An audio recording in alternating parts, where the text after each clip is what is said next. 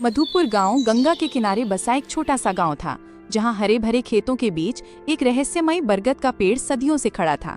उसकी विशाल जड़ें किसी प्राचीन सर्प की तरह जमीन में गहराई तक फैली हुई थीं और उसकी मोटी घुमावदार शाखाएं आसमान को छू रही थीं, जैसे वे ब्रह्मांड के अनगिनत रहस्यों को अपने भीतर समेटे हुए हों।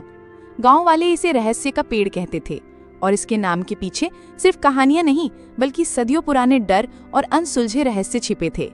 हर रात सूर्यास्त के बाद उस पेड़ के पास से अजीब और डरावनी आवाजें सुनाई देती थीं। कभी बच्चों की डरावनी खिलखिलाहट जो अचानक शांत हो जाती, कभी किसी बूढ़े की कराह जो हवा में घुल जाती, तो कभी पत्तों की सरसराहट के बीच किसी अदृश्य फुसफुसाहट का भ्रम, जैसे कोई प्राचीन आत्मा फुसफुसा रही हो। कुछ का मानना था कि पेड़ के नीचे प्राचीन काल का एक अतुलनीय खजाना छिपा है, जिसे सिर्फ भाग्यशाली और पवित्र हृदय वाले ही पा सकते हैं, जबकि कुछ का मानना था कि वहां बुरी आत्माएं और भटकती प्रेतात्माएं वास करती हैं, जो किसी भी राहगीर को अपने मायावी जाल में फंसाकर हमेशा के लिए कैद कर सकती हैं। इसी गहरे डर के कारण सूर्यास्त के बाद कोई भी उस पेड़ के पास जाने की हिम्मत नहीं करता था और दिन में भी लोग एक निश्चित दूरी बनाए रखते थे, जैसे पेड़ के चारों ओर एक अदृश्य अभेद्य घेरा हो। इसी गांव में रहता था रामू, एक गरीब किसान। उसकी छोटी सी झोपड़ी थी, जिसकी टूटी हुई छत बारिश में टपकती थी और जिसकी दीवारें मिट्टी और गोबर से बनी थीं।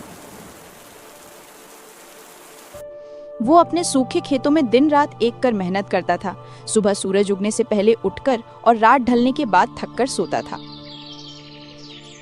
लेकिन प्रकृति के क्रूर मार और भाग्य की निरंतर परीक्षा ने उसे कभी चैन से नहीं जीने दिया। उसका एक दोस्त था, शेखर, जो हमेशा जल्दी अमीर बनने के सपने देखता था और अक्सर हवाई किले बनाता रहता था। उसकी बातों में अक्सर लालच की चमक और जल्दबाजी की धुन होती थी। वो हमेशा आसान रास्तों की तलाश में रहता था, भले ही उसके लिए दूसरों को नुकसान पहुंचाना पड़े। गांव में सूरज, एक लालची और क्रूर व्यापारी जिसका सूदखोरी का धंधा पूरे गांव में फैला था, भी रहता था। सूरज किसी भी कीमत पर लोगों की जमीनें हथियाने और उन्हें अपने अधीन रखने को तैयार रहता था। और फिर थी कलावती, एक बुजुर्ग रहस्यमयी महिला जो गांव के बाहर एक टूटे फूटे घर में रहती थी। उसके बारे में कहा जाता था कि उसे जड़ी बूटियों और प्राचीन विद्या का गहरा ज्ञान था और कुछ लोग उसे डायन भी कहते थे, जबकि कुछ उसे गांव की पुरानी कहानियों का जीवित संग्रह मानते थे। कलावती का घर गांव के बाहरी छोर पर था, जहां जंगली झाड़ियां और सन्नाटा पसरा रहता था। लोग उससे डरते भी थे, उसकी रहस्यमयी शक्तियों और उसकी अजीबोगरीब हरकतों के कारण, और जरूरत पड़ने पर उसके पास जाते भी थे अपनी समस्याओं का हल ढूंढने या भविष्य जानने के लिए। रामू की जिंदगी मुश्किलों से भरी थी। लगातार 2 साल से सूखे की चपेट में उसके खेत बंजर हो रहे थे। जमीन सूखकर दरारें पड़ने लगी थीं और वो सूरज का बड़ा कर्ज चुकाने में असमर्थ था। सूरज का कर्ज बढ़ता जा रहा था और उसकी आंखों में रामू की जमीन हथियाने की चमक साफ दिख रही थी, जैसे वो एक भूखा भेड़िया हो जो अपने शिकार का इंतजार कर रहा हो। एक सुबह जब रामू अपने खेत में निराश बैठा था, सूरज अपने कुछ लठैतों के साथ वहां आया। उसकी चाल में घमंड और आंखों में क्रूरता थी, जैसे वो अपने शिकार पर टूट पड़ने को तैयार हो। रामू, कब तक इस बंजर जमीन को सींचेगा? देख रहा हूं तेरी मेहनत भी अब पानी मांग रही है और तेरे हाथ की लकीरें भी सूख गई हैं। इसे मुझे बेच दे, मैं तुझे तेरी औकात से भी ज्यादा पैसे दूंगा, ताकि तू अपनी झोपड़ी तो बचा सके और अपने परिवार को 2 वक्त की रोटी खिला सके। वैसे भी तेरा खेत अब किसी काम का नहीं।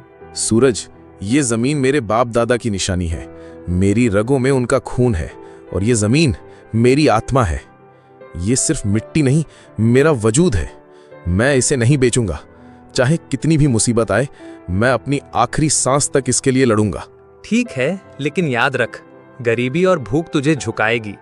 जब भूख नाचती है तो जमीर भी बिक जाता है और इंसान अपने सिद्धांतों को भी भूल जाता है। वह अपने लठैतों के साथ चला गया, लेकिन उसकी आंखों में एक अजीब सी खतरनाक चमक थी, जैसे उसने कोई बहुत बड़ी गुप्त योजना बना ली हो। रामू जानता था कि सूरज सिर्फ धमकी नहीं दे रहा था, बल्कि वह अपनी बात पर अटल था और कुछ बड़ा करने की फिराक में था। उसी शाम रामू अपने दोस्त शेखर से मिलने गया। शेखर हमेशा जल्दी अमीर बनने की नई नई योजनाएं बनाता रहता था, चाहे वो गांव में चोरी छिपे जुए का अड्डा हो या जंगल से दुर्लभ जड़ी बूटियां निकालने की बात। उसकी हर बात में एक छिपी हुई स्वार्थ की गंध होती थी और वो हमेशा दूसरों का फायदा उठाने के मौके तलाशता रहता था। रामू, सुना है ना, रहस्य के पेड़ के नीचे एक पुराना खजाना छिपा है। गांव वाले सदियों से यही कहते आए हैं और मुझे लगता है कि इस बार ये सच है। मुझे एक पुराना नक्शा मिला है जिस पर कुछ अजीब प्रतीक बने हैं। अगर हम उसे ढूंढ लें तो सारी गरीबी खत्म, हम राजाओं की तरह रहेंगे। तू अपने खेत को सोने से पाट सकेगा और मैं एक बड़ा महल बनाऊंगा जिसे देखकर दुनिया हैरान रह जाएगी। शेखर, ये सब गांव वालों की बनाई कहानियां हैं, सिर्फ डरने के लिए। कौन सा खजाना? और उस पेड़ के पास तो भूत प्रेत का डर है। तूने खुद कितनी कहानियां सुनी हैं? उस पेड़ के बारे में हर कहानी खून और शाप की बात करती है। डरने की क्या बात, अंधविश्वास है सब। डरपोक लोग ही कहानियां गढ़ती हैं। हम दोनों मिलकर जांच करेंगे, पूरी रात वहीं रुकेंगे। अगर खजाना मिला तो आधा आधा बांट लेंगे, दोस्ती में कोई कमी नहीं। शेखर की बातों में रामू को हमेशा से थोड़ी चालाकी दिखती थी, लेकिन इस बार उसकी उत्सुकता कुछ ज्यादा ही थी। उसकी आवाज में एक अजीब सी जल्दबाजी थी, जैसे वो कोई मौका हाथ से जाने नहीं देना चाहता था। रामू ने शेखर की बात को मजाक में डाल दिया, लेकिन उसके मन में एक सवाल कौंध गया। क्या वाकई उस पेड़ में कोई रहस्य था और शेखर की इतनी उत्सुकता के पीछे सिर्फ दोस्ती थी या कुछ और? क्या उसने सूरज की योजना के बारे में कुछ सुन लिया था या उसके पास वाकई कोई नक्शा था? शेखर के पास कौन सा नक्शा था? क्या वो वाकई रामू का दोस्त था या उसकी अपनी कोई छिपी मंशा थी जिसे वो दोस्ती की आड़ में पूरा करना चाहता था? सूरज की चाल क्या थी? क्या वो सिर्फ जमीन चाहता था या खजाने के बारे में भी उसे कुछ पता था? क्या शेखर ने सूरज की बात सुन ली थी और वो पहले खजाना पाना चाहता था? अगले दिन गांव में एक अजीब सी अफवाह फैली। कहा गया कि कलावती, वो बुजुर्ग रहस्यमयी महिला जिसने कई दशकों से गांव से दूरी बना रखी थी, ने रहस्य के पेड़ के बारे में कुछ देखा था। एक सपना, एक दर्शन या शायद कोई प्राचीन भविष्यवाणी जो सदियों से छिपी थी। रामू और शेखर दोनों ही उत्सुकता से भरे उसके घर गए। कलावती का घर गांव के एक कोने में था, जहां सन्नाटा पसरा रहता था और चारों ओर सूखी जड़ी बूटियों की तेज अजीब सी गंध फैली हुई थी। उसके घर की दीवारों पर अजीबोगरीब नक्शे खुदे थे, जिनमें पुराने प्रतीकों और तारों की चाल का जिक्र था, और कोने में ताड़ के पत्ते पर लिखी जीर्ण शीर्ण पोथियां और प्राचीन किताबें बिखरी पड़ी थीं। हर चीज रहस्यमयी और पुरानी लग रही थी, जैसे वो किसी और समय से जुड़ी हो। रामू, शेखर, मैंने सपने में देखा है। उस बरगद के नीचे एक प्राचीन खजाना है जो केवल सच्चे दिल वाला पा सकता है।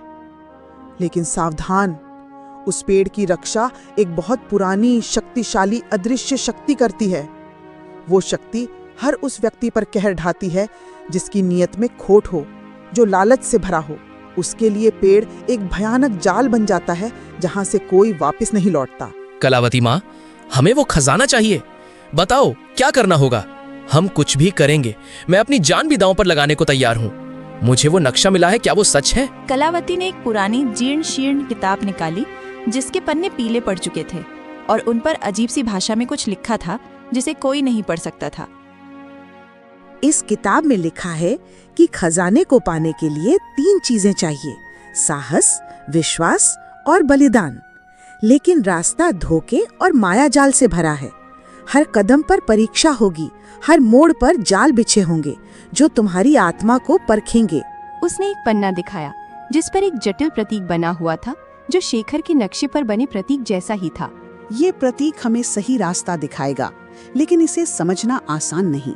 ये सिर्फ उन्हीं के लिए है जो इसे समझने के योग्य हैं। जो इस प्रतीक को समझेगा वही पहला कदम उठा पाएगा।